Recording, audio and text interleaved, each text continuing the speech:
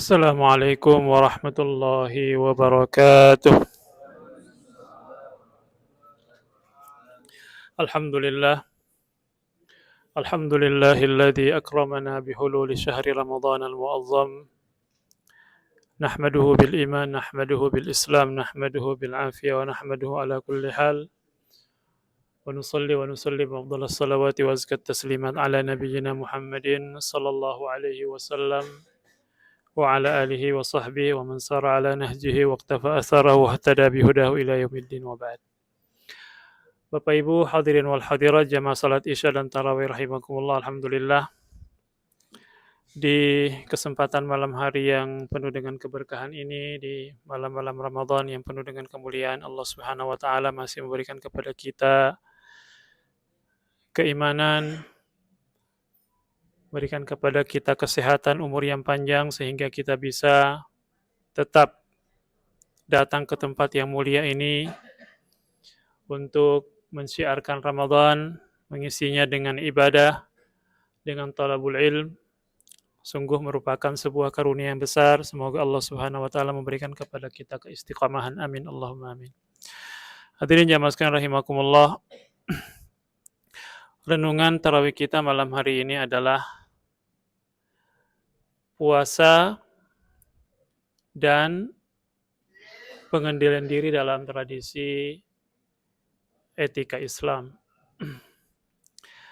Ketika kita berbicara tentang puasa pada aspek definisinya, maka kita akan menemukan makna puasa huwal imsak. Ya, puasa itu adalah menahan. Jadi hakikat puasa itu adalah menahan. Kemudian dari secara istilah, ya, penjelasan para ulama itu mereka mengatakan dalam banyak kitab fikih, huwal imsaku 'anil mufattirati min tulu'i syamsi ila ghurubi syamsi ma'an niyah. Ya. Menahan diri dari hal-hal yang membatalkan puasa, ya, sejak terbitnya fajar sampai terbenam matahari disertai dengan niat. Ini adalah definisi puasa yang biasa kita pelajari. Ya. Namun jamaah sekalian rahimakumullah, ketika kita zoom lebih jauh penjelasan para ulama kita, maka ternyata ibadah puasa itu, ya, dalam aspek menahan itu ada 3 tingkatannya. Ya.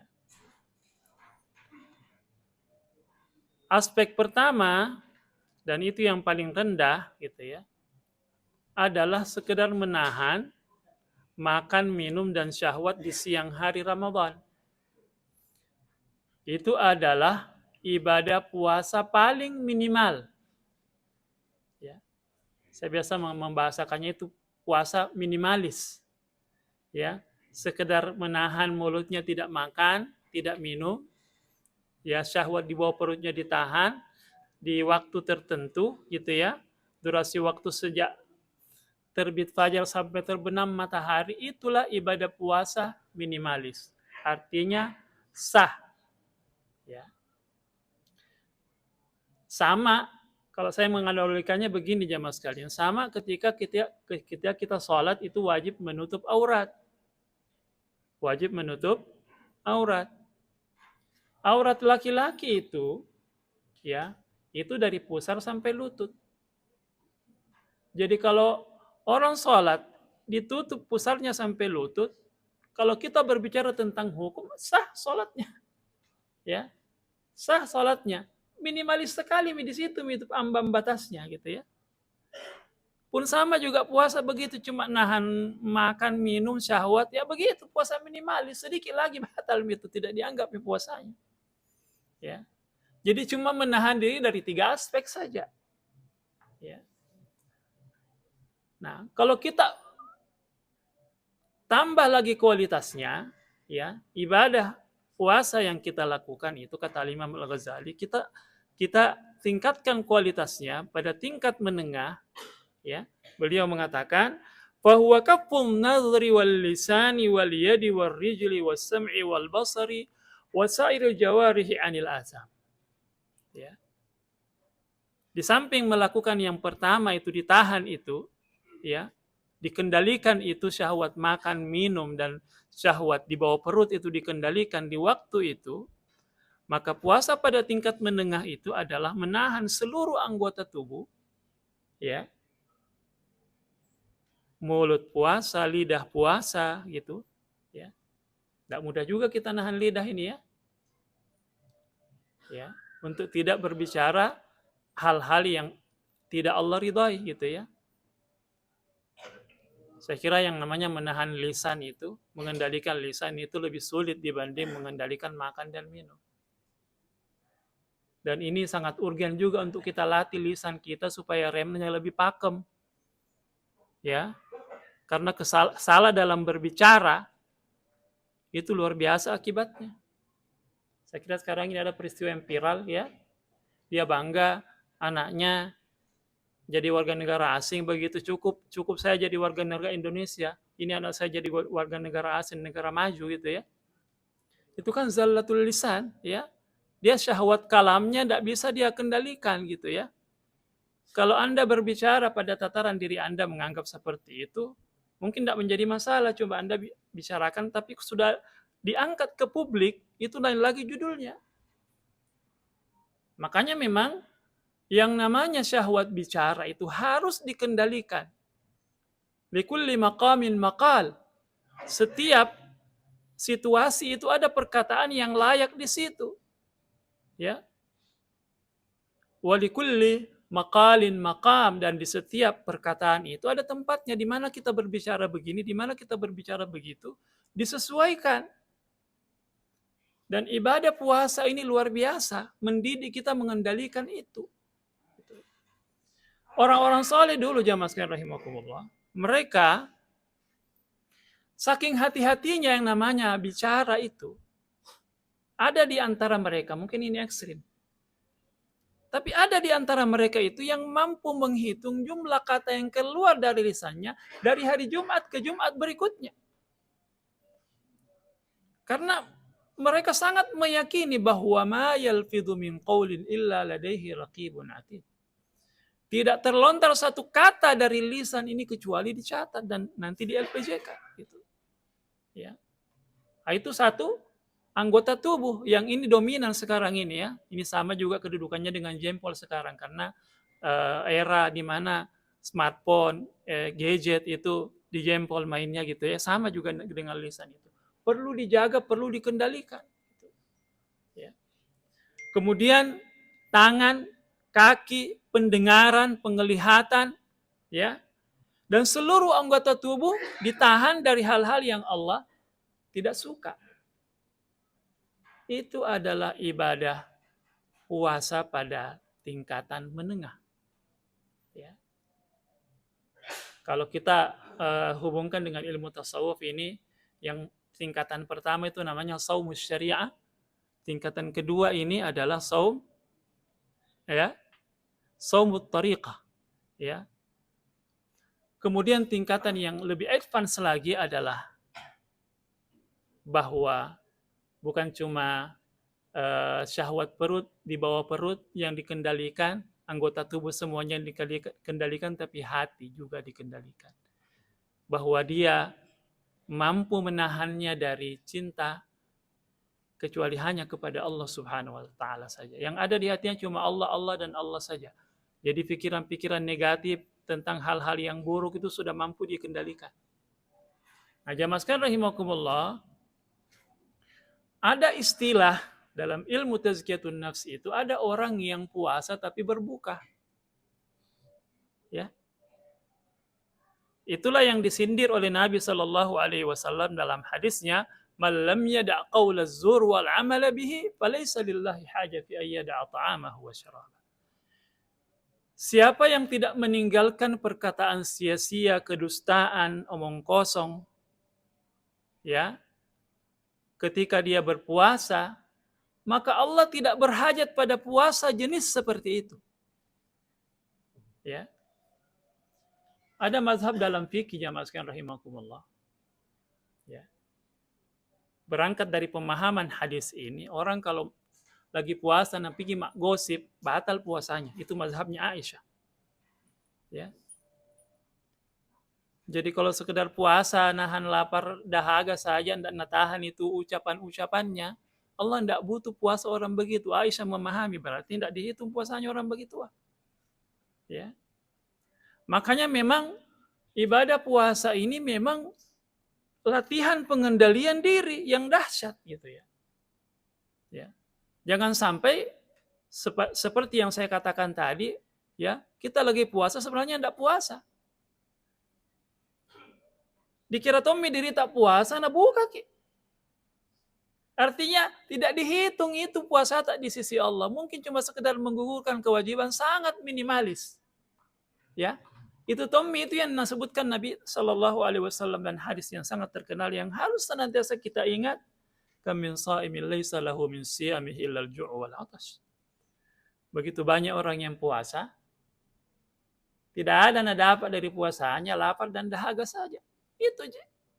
Artinya sangat minimalis, nyaris di bawah standar begitu ya. Nyaris di bawah standar, ya. Maka di Ramadan ini kita harus berjuang bagaimana caranya supaya kualitas dari pengendalian diri kita itu dari hari ke hari semakin meningkat gitu ya. Ya. Makanya memang perlu kita namanya muraqabah. Diawasi diri tak. Setiap umpamanya bicara-bicara tak itu betul-betul dikendalikan gitu ya. Begitu orang gosip sudah ya, kita lagi puasa ini. Ya. Begitu ada perkataan sia-sia kita tidak layani. Ya, dulu ada salafus saleh jamaah sekalian. Saking hati-hatinya dalam judul bicara, dia lewat di sebuah jalan. Kemudian dia tiba-tiba melihat sebuah bangunan. Bangunan yang agak unik modelnya, gitu ya. Kemudian dia bergumam dalam dirinya, ini bangunan apa, Di? Siapa yang bangun? Kenapa begitu modelnya? Begitu dia bergumam begitu saja gitu ya. Ya. Kemudian dia lewat lagi, ya. Begitu dia lewat, dia muraqabah. Ya. Dia sadar, kenapa saya bilang begitu tadi?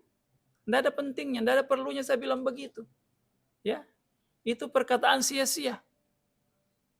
Maka apa yang dia lakukan? Dia hukum dirinya dengan berpuasa. Bilang gara-gara kau tadi bilang begitu tuh dia hukum dirinya dengan berpuasa. Artinya apa? Kehati-hatian dalam mengendalikan ucapan gitu ya. Ya. Mungkin ini bagi kita agak ekstrim. Tapi begitulah orang-orang soleh menjaga diri mereka gitu ya. Hatta hal-hal yang itu sebenarnya bukan dosa. Ya. Tapi bagi dia itu adalah perkara yang tidak penting. Perkara yang tidak produktif. Ya, apa urusannya saya dengan bangunan itu? Mau saya tanyakan juga untuk apa gitu ya. Al-ilmu bihi la yadur, al-ilmu bihi la yanfa' wal jahlu bihi la yadur. Kalau saya tahu juga, ya, tidak ada gunanya juga, tidak banyak gunanya. Kalau saya juga tidak tahu, tidak berbahaya gitu ya. Nah, begitulah Ramadan ini jamaah sekalian, mendidik kita untuk jauh lebih produktif. Ya. Bagaimana di semua tindakan-tindakan kita itu terukur semuanya, mampu dikendalikan, dimanage dengan baik. Ya, kalau mau berkata, berpikir sebelum berkata-kata. Mau bertindak, berpikir sebelum bertindak. Ya, hatta pikiran pun dikendalikan, gitu ya. Padahal sebenarnya itu pikiran itu kalau belum keluar dalam bentuk perbuatan itu belum dihisap. Tapi itulah syariat mengajarkan kita, ya, bagaimana hatta di alam pikiran pun pikiran kita bersih, tidak kotor, ya.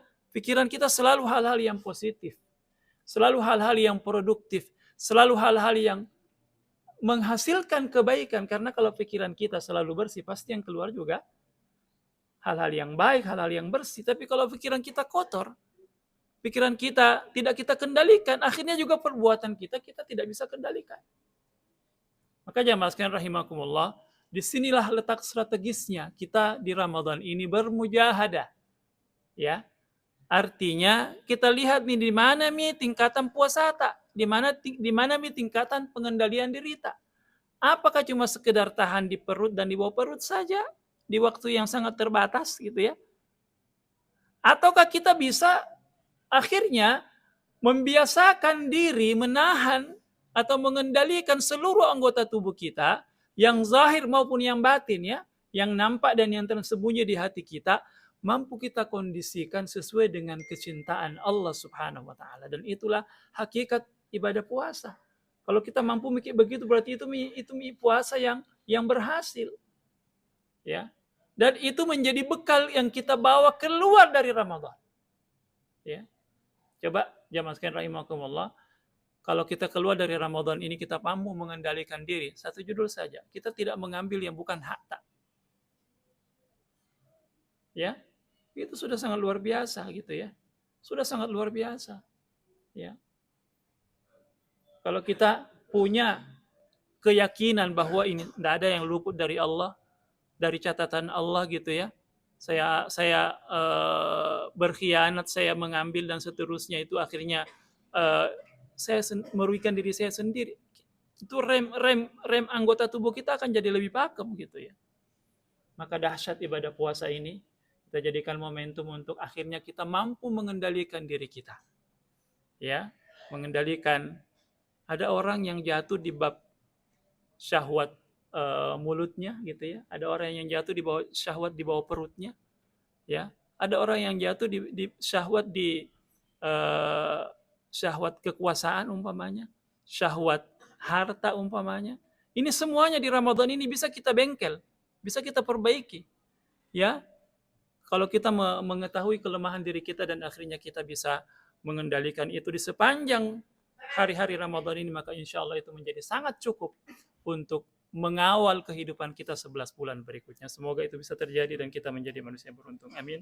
Allahumma amin. Assalamualaikum warahmatullahi wabarakatuh.